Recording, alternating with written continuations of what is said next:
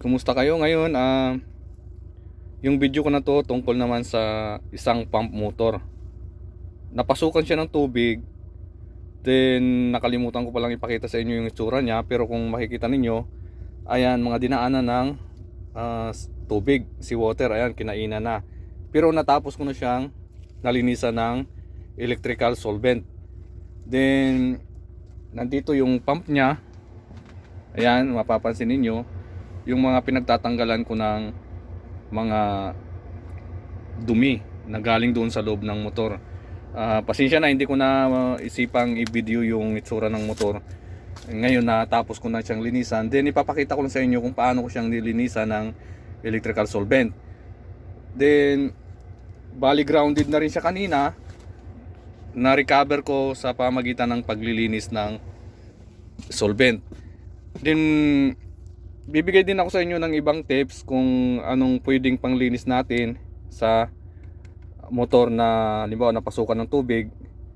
Pwede natin gamitan ng gasoline. Gasoline mas madali siyang makakalinis ng grounded na motor. Yung gas, hindi ko gaanong nire-recommenda yung gas kasi hindi siya natutuyo, matagal siyang matuyo. Saka parang hindi talaga natutuyo. As in, lagi siyang parang may moist pa rin pag gas yung ililinis natin. Mas maganda electrical solvent or yung alcohol na methanol. Yun ang maganda rin panglinis. Pero pag alcohol na methanol, yung lahat ng mga pintura dyan or yung varnish, may posibilidad niyang tatanggalin lahat yun. Pero matatanggal yung grounded niya pagkatapos nating i-heating. Din yung gagawin natin pagkatapos i-heating, babarnisan na lang natin siya ulit ng spray varnish, red o yung natural lang, yung puti. Depende sa inyo. Basta't electrical varnish. Okay? Ganun lang yung gagawin natin. Sinishare ko rin yan sa inyo. Pag nag-recover tayo ng grounded na motor. Ngayon okay na siya. Pasensya na kayo, hindi ko na pakita sa inyo. Kanina grounded siya. Nahuli na yung naisipan kong i-video din i-share sa inyo. Pero ipapakita ko rin sa inyo yung video kung paano siya nilinisan ng electrical solvent. Okay? Yun ang ma-recommend ko sa inyo, gasoline or yung pwede rin yung methanol na alcohol. Yun ang mga the best panglinis ng grounded na motor or yung natubigan na motor, nagkaroon ng tubig sa loob. Kadalasan naman pump motor yung nagkakaroon ng ganon, kasi ang mga oil seal na yon, pag nasira, papasok na sa loob yung tubig. Okay? Sana nakuha nyo ng ideya na naman yan kung paano nating lilinisin yung mga grounded na motor or yung mga nagkatubig na motor sa loob para ma-recover natin. Din ang gagawin ko ngayon, i-heating ko siya.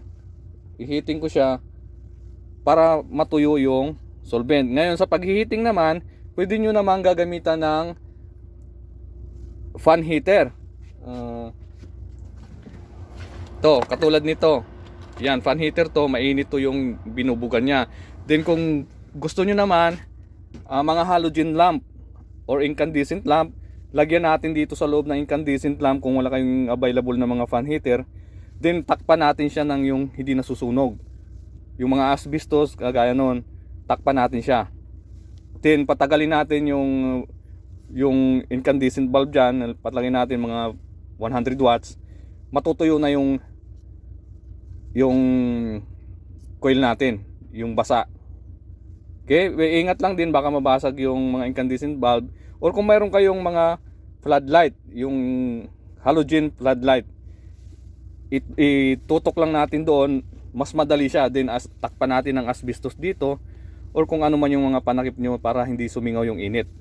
Okay, saglit lang yun, mga 2 to 3 hours, tuyong-tuyo na yung nilinisan natin. Okay, sana nakunan nyo ng mga idea na naman, yung makapanood dyan.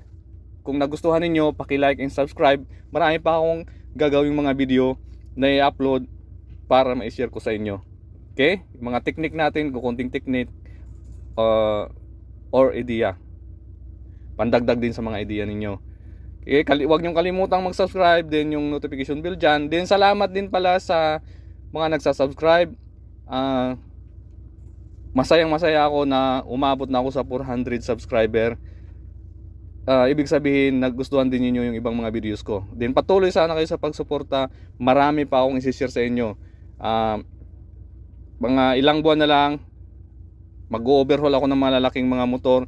Yung mga breaker niya ipapakita ko sa inyo, i-share ko sa inyo. Okay, sana huwag niyo kalimutan mag-subscribe.